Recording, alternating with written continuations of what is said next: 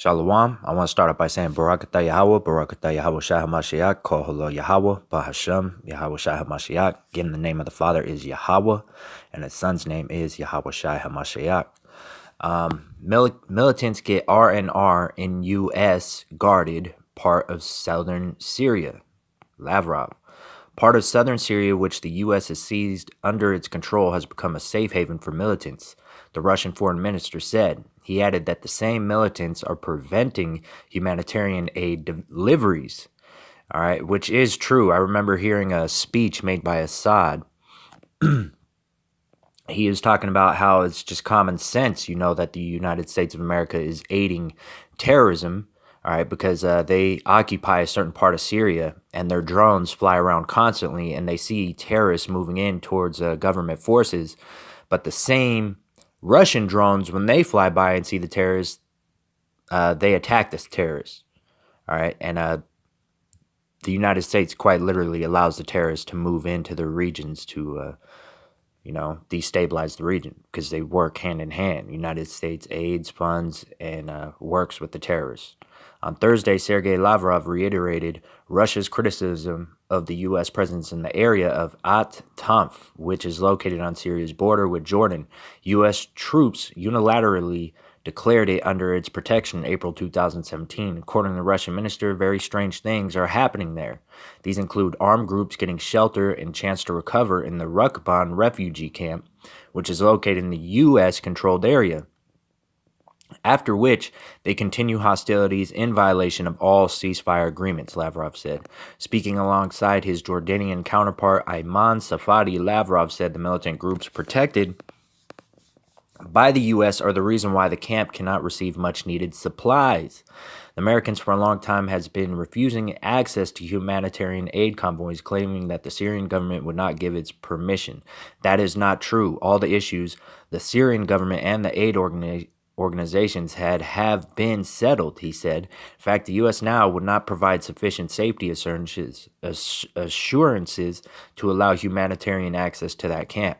He added that the U.S. has suggested that whatever aid is provided can be distributed by the people in Rukban. Lavrov criticized this idea. We have seen many times, including in Eastern Aleppo and Eastern Ghouta, how humanitarian aid delivered in this way either got seized by the militants or sold at inflated prices. That is not a solution, he stated. Moscow is highly critical of the deployment of U.S. troops in Syria, saying it amounts to illegal occupation, which it is, an attempt to partition the country, divide it. While the At-Tanf area is relatively small, comprising a 55-kilometer radius around the U.S. military outposts, American troops are also present in large portion of northeastern Syria. The U.S. has neither a mandate from the UN Security Council nor an invitation from Damascus to be in Syria, which is all true. All right, they're illegally occupying the land of Syria. All right, now to prove that they do aid terrorism, I'm just going to give a brief explanation. Everyone knows about Project Timber Sycamore, but how they fund terrorists and deliver weapons to them is by way of Silkway Airlines. All right, do your research on it. It was a Bulgarian woman who exposed the United States scams of smuggling weapons to terrorists. I've seen the videos, I've seen the documents proving the United States of America, along with Israel, Saudi Arabia, are funding terrorism. All right, so Silkway Airlines is a Azerbaijani private cargo airline with its head office and flight operations at Heydar Aliyev International Airport in Baku, Azerbaijan. It operates freight services linking Europe and Asia, United States, and Africa, as well as services for government and non-governmental organizations. And here in Wikipedia, it's just that simple: weapons for terrorists. In July 2017, an investigation by the leading Bulgarian daily newspaper Trud, which has a reputation for investigative crime reporting, revealed how Silkway Airlines exploited a loophole in the international aviation and transport regulations to offer flights to arms manufacturers and private companies, with much of the cargo heading for known terrorist enclaves in Syria, but also to other conflict zones, including Central Asia and Africa. All right, the United States of America is quite literally funding terrorism all over the world, but key point here in Syria. Under the International Air Transport Association regulations, the transport of military cargo by civil aircraft is not allowed. To get around this legality, Silkway Airlines applied for diplomatic exemption for aircraft and their cargo, diplomatic charter flights, through local agencies to transport heavy weapons, ammunition, white phosphorus, which white phosphorus has become illegal now, across the world to several war zones such as Iraq, Afghanistan, Pakistan, Syria, and as well as to African countries like Congo and Burkina Faso. The published documents included correspondence between the Bulgarian Ministry of Foreign Affairs and the Embassy of Azerbaijan to Bulgaria, with attached documents for weapons deals and diplomatic clearance for overflight and or landing in Bulgaria and many other European countries, USA, Saudi Arabia, United Arab Emirates, Turkey, and other countries. The documents disclosed that the American weapons manufacturers had shipped over 1 billion of weapons through Silkway Airlines. Actually, it's more. When you go into the documents, it's like 25 billion here, another several billions of dollars to fund terrorism. All right, the United States is doing this. It's a scam. And there's a Bulgarian reporter. She exposed the scam that the United States, Saudi Arabia, Israel, and there's other countries involved in it as well. Through Silkway Airlines, corporate subcontractors include Purple Shovel, which is another, out of nowhere, it was a company that was just created. All right, it's guys for the United States government, based in Sterling, Virginia.